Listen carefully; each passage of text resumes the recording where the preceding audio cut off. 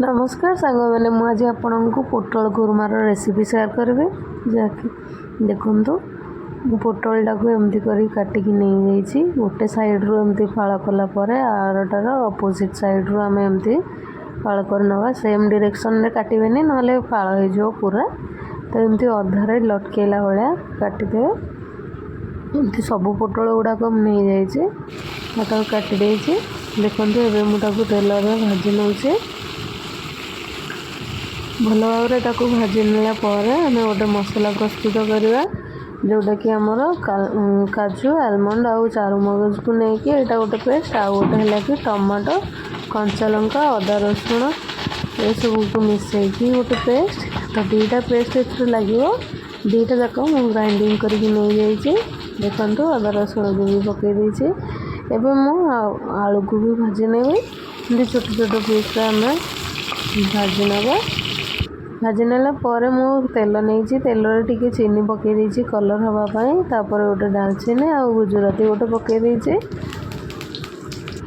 किसी भृषंग पत्र पकई देती मुझे काटिक रखी पियाज को पकई नौचे तो मुझे भाजी नौचे देखो टे कलर चेंज हो गला पर जाए आम भाजा एमती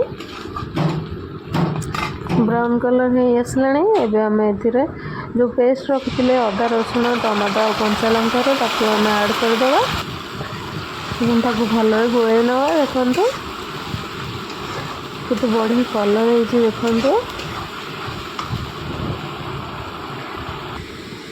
ये स्टेज पर मुझे जीरा गुंड धनिया गुंड हल्दी गुंड आउ गोटे चामच लंका गुंड नहीं देखो सब मुझे अल्प अल्प ही नहीं ये सब जाक मुझे कौन करी ना मसला ऐड करनेबी आक अध सेकेंड सॉरी अधा मिनिट पर्यंत एमती घाटी नेबी एबे एथिरे स्वाद अनुसार अल्प टिके लुण देदेवी देखु यहाँ सुखिला आसला एवं मु अलग पेस्ट टी जो रखी आम चारुमगजर पेस्टा ता भितर आम ऐड कर नवा भल भाव में मुझे ग्राइंडिंग कर नहीं देखु एमती मिसई नवा आगे कषि नौथवा 5 ରୁ 7 मिनट पर्यंत या एमती कषि नवा देखु ए तेल छाड़ापी लगे एवं आम भल आगे कषि नवा कषि नहीं कि रखीद पोटल आलू भजा को आम ऐड कर नवा भल कषि नवा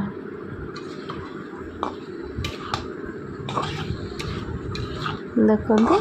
एमती करके आम कषि नवा भल भाव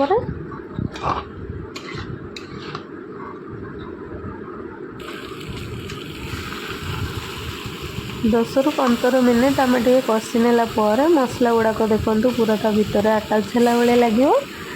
केते टेम्पटिंग लगुचे ना एवं आम ए पानी ऐड करदे आलू गुड़ाक जेहेतु आम भाजिक नहीं से सीझने आउ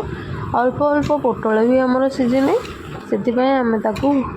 गोटे ग्लास पानी नहीं कि मुझे सीझापी छाड़ देती 10 ରୁ 15 मिनिट सीझीगला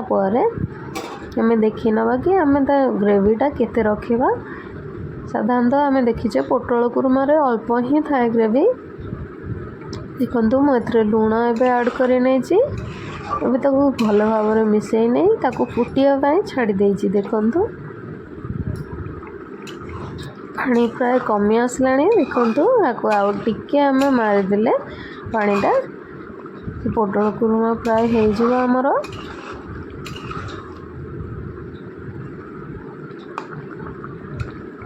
देखु आलू फ्रेश करके भी मुझे देखिली आलू एवं आमर सीझी गला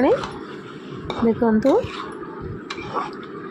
एवं आमर प्राय यहाँ बनिकी रेडी हो गला आम ए देखु मुझे अमूल फ्रेश क्रीम ऐड कर दीचे देखु ए गरम मसला अल्प टिके छिंची नहीं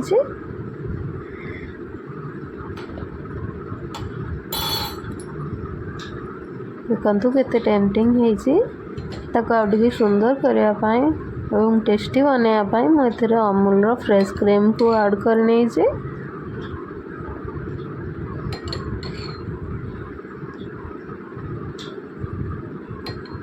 प्राय 2 ରୁ 3 ଚାମଚ मुझे नहीं एमती पकई नहीं देखु। एबे आम ताकू काढ़ी टिके धनिया पत्र ऊपर छिंची नवा